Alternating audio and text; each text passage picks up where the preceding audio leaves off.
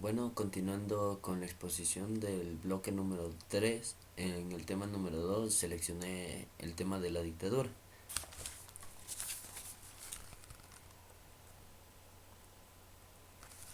Como pudieron ver, he realizado el mapa conceptual respectivo para poder ayudarme en la presente exposición. Bueno, comencemos. Primero, cuando escuchamos la palabra dictadura, tenemos una idea de muerte, una idea de un país sin falta de libertad de expresión.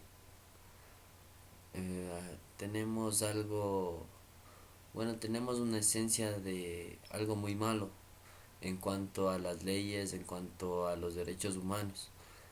Y todos nunca vamos a cambiar porque es en verdad lo que consiste la dictadura.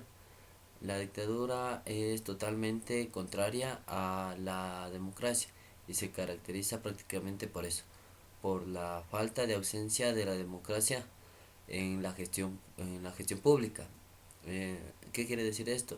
Esto quiere decir que el gobierno ejecuta o ejerce su fuerza o ejerce su poder fuera de las normas constitucionales de un país, del país de la constitución que rige un país.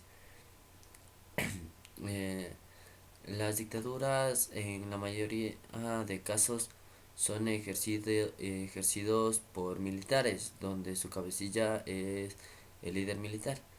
Existen un sinnúmero de casos de dictaduras en todo el planeta a través de la historia y ya no y prácticamente se ha terminado en la actualidad. Los más representativos a través de la historia, como todos conocemos, son Adolfo Hitler en Alemania, Benito Mussolini en Italia, Francisco Franco en España y un sinnúmero de dictaduras que han atravesado los países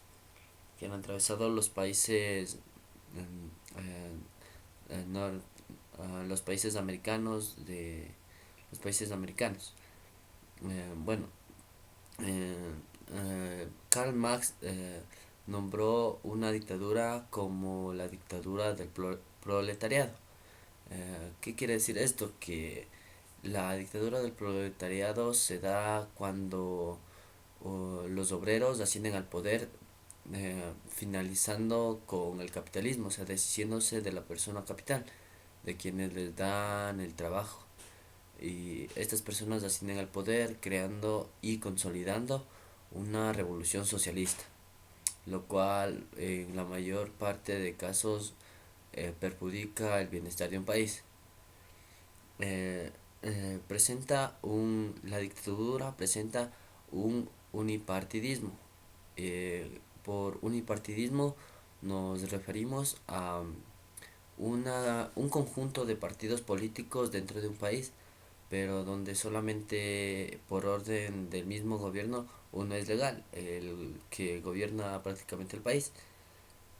Algunos sistemas o unipartidistas pueden degenerar hacia posiciones dictatoriales. Es lo que prácticamente sucede en Cuba, en Cuba y en Venezuela, donde el socialismo se está convirtiendo en una dictadura, ya que por la falta de partidos contrarios al régimen, no pueden hacer peso para cambiar la realidad social y política de estos países.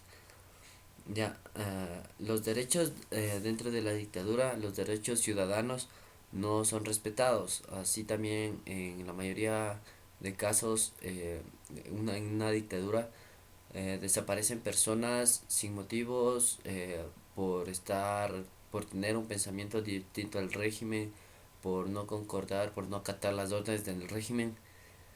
Y en fin, puede también degenerar en genocidios, en guerras, porque existen naciones que no comparten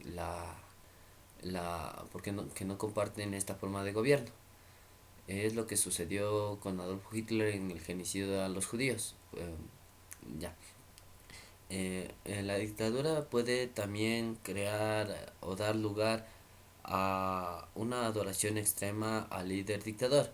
Esto sucedió con el líder Fidel Castro en Cuba. Era considerado prácticamente un dios, incluso la iglesia por considerarse a sí mismo como un dios lo excomulgó. Generalmente, generalmente la dictadura no acepta contrariedades y todas aquellas personas que no concuerden desaparecen o mueren sin qué ni por qué.